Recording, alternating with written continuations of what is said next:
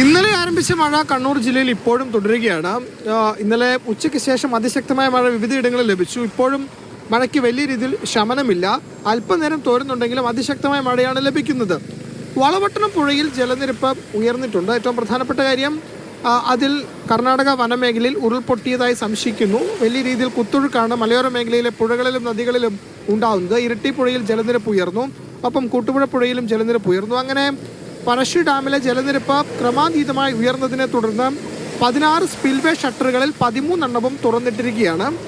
അതുകൊണ്ട് തന്നെ വളവട്ടണം പുഴയോട് തീരത്ത് താമസിക്കുന്നവർ ജാഗ്രത പാലിക്കണമെന്ന നിർദ്ദേശമാണ് ഇപ്പോൾ നൽകിയിട്ടുള്ളത്. ഇരിട്ടി താലൂക്കിലെ പ്രൊഫഷണൽ കോളേജുകളടക്കം എല്ലാ വിദ്യാഭ്യാസ സ്ഥാപനങ്ങൾക്കും ഇന്ന് അവധിയും പ്രഖ്യാപിച്ചിട്ടുണ്ട്.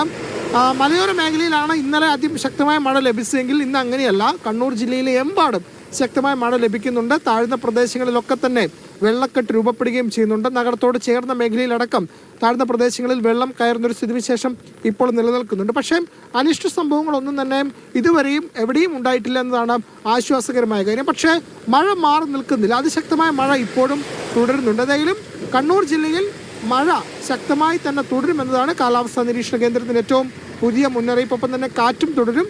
അതുകൊണ്ട് മലയോര മേഖലയിലും തീരപ്രദേശത്തും അടക്കം എല്ലായിടങ്ങളിലുമുള്ള ആളുകൾ ജാഗ്രത പാലിക്കണം എന്ന മുന്നറിയിപ്പാണ് ഇപ്പോൾ ജില്ലാ ഭരണകൂടം നൽകുന്നത്.